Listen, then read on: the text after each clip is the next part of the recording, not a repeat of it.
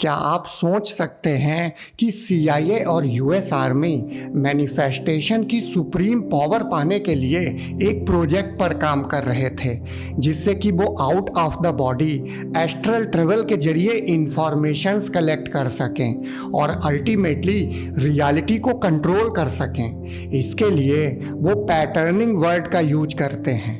लेकिन साइंस जब अपनी एक्सट्रीमिटी में एंटर करता है तो स्पिरिचुअल हो जाता है और US आर्मी के कर्नल वेन मैकडॉनल्ड की गेटवे रिपोर्ट इसका बेस्ट एग्जाम्पल है। यूनाइटेड स्टेट की मिलिट्री सुपर सोल्जर बनाने के लिए नए नए एक्सपेरिमेंट करती रहती है। यहाँ तक कि वो अपने सोल्जर्स को सुपर सोल्जर बनाने के लिए जेनेटिक इंजीनियरिंग का भी प्रयोग कर रहे हैं। लेकिन ये सब भी 1983 में हुए एक एक्सपेरिमेंट के सामने कुछ नहीं है। जब कर्नल वेन मैकडॉनल्ड ने analysis and assessment of the gateway process नाम की रिपोर्ट US आर्मी को दी थी, जिसमें उन्हें कुछ ऐसी पावर्स के बारे में पता लगाने के लिए कहा गया था जो ज़्यादातर स्पिरिचुअलिटी में एक्सपीरियंस की जाती हैं, जैसे कि OBE, जिसमें अपनी एस्ट्रल बॉडी को कहीं भी भेजा जा सकता है। लेकिन 30 पेज की ये रिपोर्ट सिर्फ यहीं तक सीमित नहीं थी। वो OBE के जरिए एस्ट्रल बॉडी को पास्ट या फ्यूचर में भी भेजने का एक्सपेरिमेंट कर रहे थे। रिपोर्ट में ये दावा किया गया कि वास्तव में यूनिवर्स एग्जिस्ट ही नहीं करता है, ये सिर्फ हमारे ब्रेन से क्रिएट होता है। इस बात को अब क्वांटम फिजिक्स भी प्रूव करता है और ऐसा ही धर्म भी जगत को माया के रूप में कहता आया है। हर्मेटिसिज्म का पहला सिद्धांत भी यही कहता है। स्पिरिचुअलिटी में OBE का एक्सपीरियंस होना बाई चांस है। आध्यात्म का लक्ष्य इस तरह के अनुभव हैं भी नहीं। लेकिन गेटवे प्रोसेस की रिसर्च OBE पैटर्निंग जैसी पावर्स को एक्सपीरियंस करने के लिए की गई थी। वो आध्यात्म के लंबे प्रोसेस के थ्रू इसे नहीं अचीव करना चाहते थे, वो तो इसे जल्दी से जल्दी एक्सपीरियंस करने का मेथड ढूंढ रहे थे। और जब उन्होंने इसे ढूंढ लिया तो इमीडिएटली इसे क्लासिफाइड कर दिया, क्योंकि इसे कोई भी सीख सकता था। पर जो भी हो, वो रिसर्च करने के बाद जिस आउटकम पर आए हैं वो वास्तव में आध्यात्मिक है। गेटवे प्रोसेस की रिपोर्ट कहती है कि वास्तविकता के कई आयाम हैं जो हमारी दुनिया से अलग हैं और यहाँ तक कि समय से भी अलग हैं। अब ये सुनने में किसी साइंस फिक्शन मूवी जैसा लगता है और इस बात को वेन मैकडॉनल्ड भी अच्छी तरह से जानते थे, तो उन्होंने अपनी रिपोर्ट में इसे साइंटिफिक तरीके से बताया है। रिपोर्ट बनाने के लिए उन्होंने एक अमेरिकन साइंटिस्ट इज़ाक वेंटोप की मदद ली। उन्होंने क्वांटम मैकेनिक्स के थ्रू ह्यूमन कॉन्शियसनेस को एक्सप्लेन किया और OBE के बारे में बताया। गेटवे प्रोसेस की रिसर्च में एस्ट्रल ट्रेवल को स्टेप बाय स्टेप बताया गया है, जिसे फॉलो किया जाए तो इसे कोई भी अनुभव कर सकता है, चाहे वो स्पिरिचुअल हो या ना हो। लेकिन यहीं पर ही इस प्रोसेस का सबसे बड़ा रिस्क सामने आता है। जैसा कि हमने अपने एस्ट्रल ट्रेवल वाले इस वीडियो में बताया था, एक आध्यात्मिक व्यक्ति अगर उसे OBE का अनुभव होता भी है तो वो इसका यूज सिर्फ अस्तित्व के गहरे रहस्यों को जानने के लिए करता है। वो ना तो इसका यूज मज़े के लिए करता है और ना ही दूसरे आयाम के साथ किसी भी टाइप का इंटरफेयर करता है। लेकिन जब बिना आध्यात्म से जुड़ा व्यक्ति किसी साइंटिफिक प्रोसेस की मदद से इसे अनुभव करता है तो उससे ऐसी उम्मीद नहीं की जा सकती है और उस कंडीशन में इसके बहुत खतरे हैं, जिसे समझते हुए कर्नल वेन मैकडॉनल्ड ने बहुत सावधानी से इसका यूज़ करने की सलाह दी थी। हालांकि गेटवे प्रोसेस की मदद से कोई भी OBE का अनुभव कर सकता है, फिर भी ये इतना आसान नहीं है। इसके लिए पहले कुछ तैयारी करनी ज़रूरी है ताकि ब्रेन को उस लेवल में ले जाया जा सके कि कॉन्शियसनेस OBE के लिए तैयार हो सके। इसके लिए कुछ transcendental meditation technique, hypnosis, biofeedback और पूरी तरह से फोकस करना सीखना होता है। इस नई सोच के लिए खुद को तैयार करना होता है कि हमारी लाइफ, ये दुनिया और ये ब्रह्मांड हमारे दिमाग के जरिए बनाया हुआ भ्रम है। ठोस पदार्थ असल में होता ही नहीं है। इसके बजाय परमाणु संरचना दोलनशील ऊर्जा ग्रिड से बनी होती है, जो अन्य दोलनशील ऊर्जा ग्रिड के चारों ओर बहुत तेजी से घूमते हैं। इसे हम ऐसे समझ सकते हैं, पदार्थ की सॉलिड स्टेट वास्तव में है ही नहीं, सब कुछ एटम से बना हुआ है, जिसमें बहुत तेज स्पीड से इलेक्ट्रॉन बराबर चक्कर लगा रहे होते हैं, जिसकी वजह से पदार्थ के ठोस होने का भ्रम पैदा होता है। इस बात को हमने अपने इस वीडियो में एक्सप्लेन किया है। गेटवे प्रोसेस की रिपोर्ट कहती है कि पूरा ब्रह्मांड, ब्रेन और कॉन्शियसनेस सब कुछ एनर्जी फील्ड के कॉम्प्लेक्स सिस्टम से बना हुआ है। मैटर की सारी फॉर्म असल में एनर्जी के ही वेरिएशंस हैं और ह्यूमन कॉन्शियसनेस एनर्जी इंटरैक्शंस का फंक्शन है। हमारी कॉन्शियसनेस यूनिवर्स में मौजूद एनर्जी वाइब्रेशंस के साथ ट्यून्ड है, पर हम अपने आसपास की एनर्जी का बस एक छोटा सा ही हिस्सा फील कर पाते हैं। इसे हम एक रेडियो फ्रीक्वेंसी के एग्जाम्पल से समझ सकते हैं। कई तरह की साउंड फ्रीक्वेंसीज बराबर मौजूद हैं, पर एक रेडियो सारे चैनल एक साथ नहीं प्ले करता है। हम रेडियो के जरिए जो स्टेशन सुनना चाहते हैं सिर्फ वो ही सुनते हैं। रेडियो एक सिंगल स्टेशन की फ्रीक्वेंसी को फिल्टर करके सुनने लायक बनाता है, और जैसे रेडियो एनर्जी को साउंड में कन्वर्ट करके हमें सुनाता है, वैसे ही हमारा ब्रेन भी यूनिवर्स में मौजूद टोटल एनर्जी की जगह सिर्फ हमारे लिए जो ज़रूरी है उसे फिल्टर करके हमें उससे कनेक्ट कर देता है। जो भी हमारी लाइफ के लिए ज़रूरी है, हमारा ब्रेन उसकी एक सॉलिड रियलिटी बनाकर हमें दिखा देता है। पर सिर्फ यही नहीं, गेटवे प्रोसेस की रिपोर्ट कहती है कि यूनिवर्स एनर्जी फील्ड के इंटरैक्शंस के जरिए बना है। ये खुद में बहुत ज़्यादा जटिल एक बड़े होलोग्राम के जैसा है। स्टैनफोर्ड यूनिवर्सिटी के न्यूरो साइंटिस्ट कार्ल प्रीब्रम और यूनिवर्सिटी ऑफ लंदन के फिजिसिस्ट डेविड बोहम के अकॉर्डिंग ह्यूमन माइंड भी खुद में एक होलोग्राम जैसा है, जो यूनिवर्सल होलोग्राम के साथ खुद को कनेक्ट करता है और उस स्टेट को अचीव करता है जिसे हम कॉन्शियसनेस कहते हैं। गेटवे प्रोसेस हमें अपने ब्रेन का फिल्टर खत्म करके यूनिवर्सल कॉन्शियसनेस अचीव करने के बारे में सिखाता है, जिसके जरिए हम रियलिटी और टाइम के बॉन्डेज से फ्री होकर ओबीई और बाकी इंफॉर्मेशंस एक्सपीरियंस कर सकें। अब ये पूरी बात एक तरह से अध्यात्म की सीख है, पर गेटवे प्रोसेस उतने लंबे टाइम तक रुकना नहीं चाहता कि आध्यात्मिक यात्रा के जैसे लंबा इंतजार करना पड़े। वो साइंस की मदद से इसे जल्दी अचीव करना चाहते थे, और ये बहुत अच्छी बात है अगर साइंस इस डायरेक्शन में इन्वेंशन करे। इससे तो आध्यात्मिक गुरुओं का काम आसान हो जाएगा, पर ये सिंगल हैंड पॉसिबल नहीं है। साइंस और स्पिरिचुअलिटी को इस इन्वेंशन के लिए कोऑपरेट करना ही होगा। ये कोई जल्दबाजी का काम नहीं है।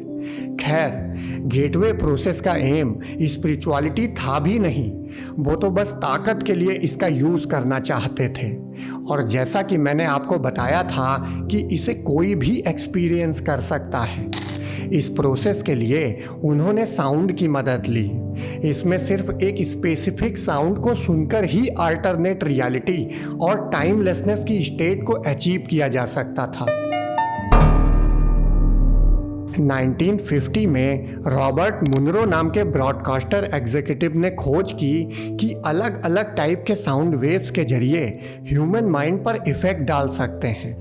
अभी भी हम देख सकते हैं कि कुछ फ्रीक्वेंसीज ऐसी होती हैं कि उन्हें सुन के हमें अच्छी नींद आ जाती है, कुछ के जरिए हमारा स्ट्रेस दूर हो जाता है, कुछ से हम ज़्यादा रिलैक्स फील करते हैं। मुनरो मानते थे कि साउंड वेव्स के जरिए न सिर्फ ब्रेन पर अलग अलग तरह के इफ़ेक्ट डाले जा सकते हैं, बल्कि इसके जरिए कुछ इंफॉर्मेशंस भी कलेक्ट की जा सकती हैं जो नॉर्मली पॉसिबल नहीं है। और इसी एक्सपेरिमेंट के टाइम उन्हें एक अनुभव हुआ। एक साउंड वेव को सुनते टाइम उन्हें फील हुआ कि उनकी बॉडी सुन्न पड़ गई है। उनकी आंखें बंद थीं, पर उन्हें एक फ्लैश लाइट जैसा दिखाई दे रहा था। एकदम से उन्हें ऐसी आवाज़ सुनाई दी जो बर्दाश्त से बाहर थी। फिर कुछ देर के लिए सब शांत हो गया और रॉबर्ट मुनरो ने देखा कि वो अपनी बॉडी को बाहर से देख रहे हैं। तब तक इस इंसिडेंट के लिए वेस्ट में कोई नाम नहीं था, पर बाद में इसे ही OBE out of the body experience के नाम से जाना गया। हालांकि रॉबर्ट मुनरो को ये एक्सपीरियंस एक्सीडेंटली हुआ था, लेकिन इसके बाद अगले कुछ महीनों में उन्होंने साउंड फ्रीक्वेंसी के थ्रू कई बार OBE का एक्सपीरियंस किया। इसके बारे में उन्होंने अपनी book journey out of the body में लिखा भी है। उन्होंने मुनरो इंस्टीट्यूट भी इस्टेब्लिश किया। मुनरो बताते हैं कि OBE को लेफ्ट और राइट ब्रेन हेमिस्फीयर के सिंक्रोनाइजेशन के थ्रू अचीव किया जा सकता है। हालांकि हमारा पूरा ब्रेन एक साथ फंक्शन करता है, फिर भी हमारे लेफ्ट और राइट ब्रेन हेमिस्फीयर अलग अलग तरीके से काम करते हैं। हमारा left brain hemisphere beta waves की 13 से 30 हर्ट्ज की फ्रीक्वेंसी में ज़्यादा एक्टिव रहता है, जो कि अटेंशन और अलर्टनेस से जुड़ा हुआ है। हमारा right brain hemisphere alpha waves की 8 से 13 हर्ट्ज की फ्रीक्वेंसी में ज़्यादा एक्टिव रहता है, जो कि रिलैक्सेशन और क्रिएटिविटी से जुड़ा हुआ है। Right brain hemisphere left brain hemisphere से स्लो ऑपरेट करता है और गेटवे प्रोसेस में कुछ स्पेसिफिक फ्रीक्वेंसी को सुनने से ये फ्रीक्वेंसी दोनों ब्रेन हेमिस्फीयर को सिंक्रोनाइज कर देती है, जिसे वो हेमिसिंक प्रोसेस कहते हैं। फंडामेंटली गेटवे प्रोसेस में कॉन्शियसनेस को टाइम और स्पेस के पार ले जाने के लिए दोनों ब्रेन हेमिस्फीयर की फ्रीक्वेंसी को एक्सपैंड किया जाता है, जिससे ब्रह्मांड का सहज ज्ञान भी जाना जा सकता है।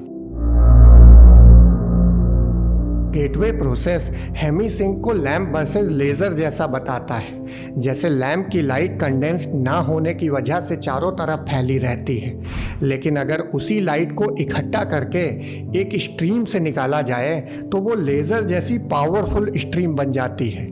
कुछ ऐसा ही ह्यूमन माइंड के साथ भी है, और जब इसे स्पेसिफिक फ्रीक्वेंसी के थ्रू प्रोसेस किया जाता है तो इसकी वाइब्रेशन इन्हेंस होकर लेज़र जैसा बिहेव करती है, मतलब ज़्यादा पावरफुल हो जाती है और ब्रह्मांड के एनर्जी लेवल से मैच हो जाती है।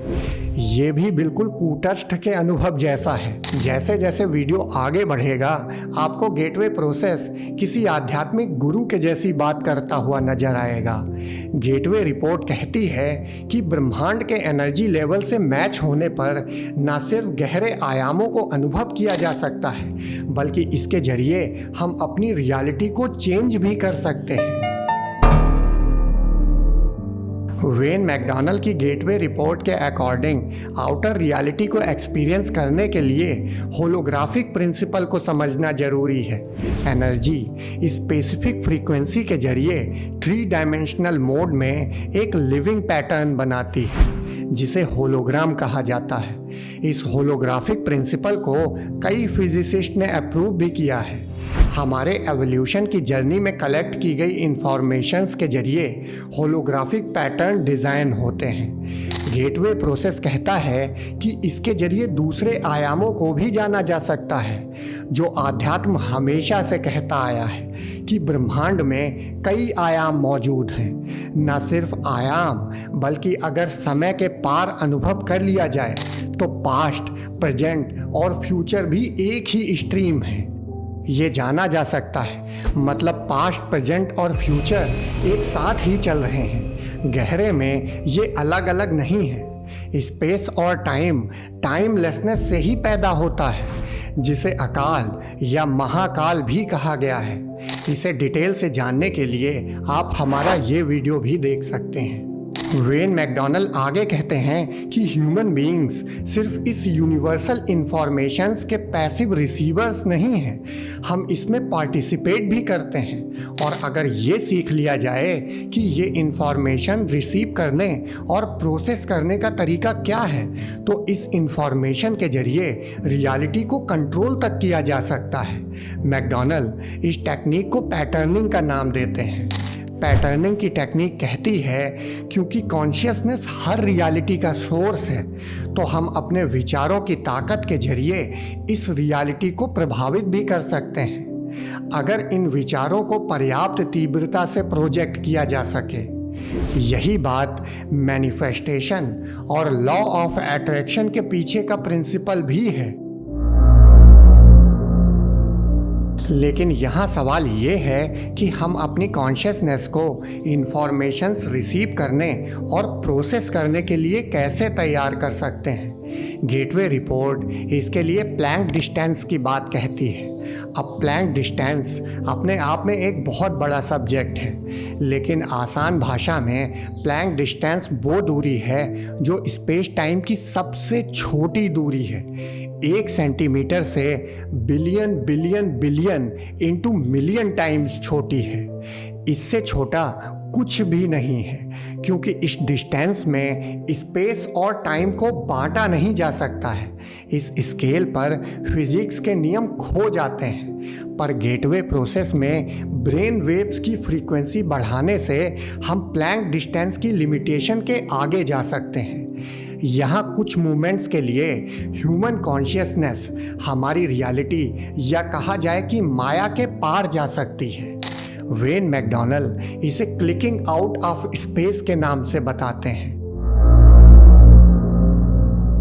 ये सच है कि जब कुछ क्षण के लिए एनर्जी दोनों पॉइंट्स के रेस्ट जोन में पहुंचती है तो ये स्पेस टाइम के बाहर हो जाती है और इन्फिनिटी के साथ एक हो जाती है। ये स्पेस टाइम से बाहर हो जाने की घटना तब होती है जब दोलन की गति प्लैंक डिस्टेंस से नीचे गिर जाती है।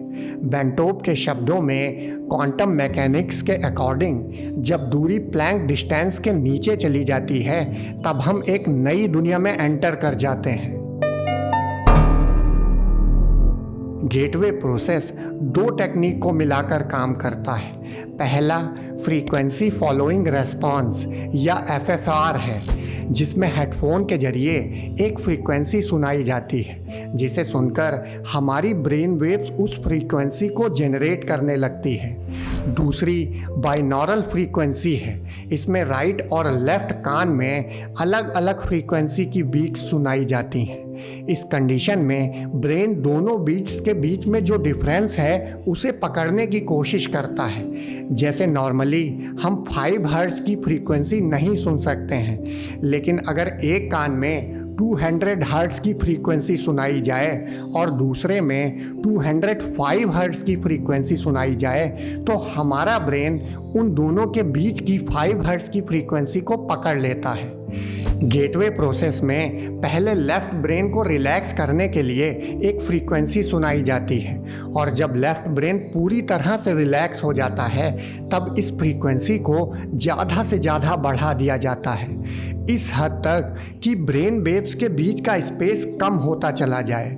और जब ब्रेन वेव्स के बीच का डिस्टेंस प्लैंक डिस्टेंस से नीचे चला जाता है उस मूवमेंट में ब्रेन वेव्स स्पेस टाइम से बाहर चली जाती है। इसे आप गेटवे प्रोसेस की इस पिक्चर के जरिए समझ सकते हैं। यहाँ ब्रेन वेव्स शो की गई हैं। वेव्स के बीच के समय में हमारी दुनिया या जिसे हम माया कहते हैं वो एग्जिस्ट करती है, लेकिन इसके नीचे और ऊपर के छोटे से मूवमेंट में जहाँ वेव्स अपना डायरेक्शन चेंज करती हैं वहाँ पर ये एक क्षण के लिए ठहर जाती है, बिल्कुल भी मूव नहीं करती है और यहीं पर ब्रेन वेव प्लैंक डिस्टेंस के नीचे जाकर रियलिटी को ट्रांसेंड करके इन्फिनिटी से जुड़कर एब्सोल्यूट स्टेट बन जाती है। बुद्ध ने विपश्यना ध्यान विधि के बारे में बताया था, जिसका ओरिजिन विज्ञान भैरव तंत्र से हुआ है। विज्ञान भैरव तंत्र की इस विधि में जब हम सांस लेते हैं तो जिस जगह पर एक क्षण के लिए जहां हमारी सांस ठहरती है वहां इस ठहराव पर ध्यान टिकाना होता है। इसे आप अभी ट्राई करके देख सकते हैं। इस ठहराव में परम शांति महसूस होगी। अगर ध्यान और गहरा हो जाए तो इसी ठहराव में एब्सोल्यूट स्टेट का अनुभव होता है, जैसा गेटवे प्रोसेस में बताया गया है। एनर्जी जब इस इनएक्टिव इन्फिनिटी में होती है तब फिजिसिस्ट इसे एब्सोल्यूट स्टेट बताते हैं या इसे द एब्सोल्यूट कहा जा सकता है। द एब्सोल्यूट और जो मटेरियल यूनिवर्स जिसमें हम अपना एग्जिस्टेंस अनुभव करते हैं, इसके बीच में कई डायमेंशंस हैं जिन्हें कॉन्शियसनेस की गेटवे प्रोसेस के जरिए बदली गई स्टेट में जाना जा सकता है। बिना किसी दायरे के द एब्सोल्यूट कॉन्शियस एनर्जी ही है। ये हर डायमेंशन में शामिल है, जिसमें हमारा टाइम स्पेस का आयाम भी है, जिसमें हम एग्जिस्ट तो करते हैं लेकिन इसे सुलझा नहीं पाते हैं। एब्सोल्यूट से ही सब कुछ जन्मा है, कॉन्शियसनेस भी। तो क्या एब्सोल्यूट ही परमात्मा है? ये कहा जा सकता है कि कॉन्शियसनेस की ही तरह से एब्सोल्यूट परमात्मा का हिस्सा है। इसीलिए परमात्मा को नटराज की मूर्ति से दर्शाया गया है, क्योंकि क्रिएशन ही क्रिएटर है। क्रिएटर अपने क्रिएशन में ही शामिल है। इसीलिए हम कहते हैं कि सब में परमात्मा समाया हुआ है और परमात्मा में सब समाये हुए हैं। पर सिर्फ शब्दों से ये जानना काफ़ी नहीं है, चेतना से इसे अनुभव करना होता है। वही एनलाइटनमेंट है।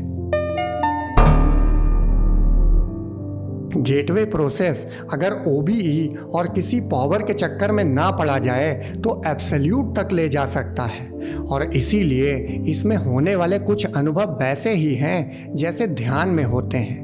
गेटवे रिपोर्ट कहती है कि द एब्सोल्यूट हर जगह है, पर हम इसे देख नहीं सकते हैं। ये एक इन्फिनिट कॉन्शियस एनर्जी है जो अपनी नथिंगनेस में रेस्ट करती है।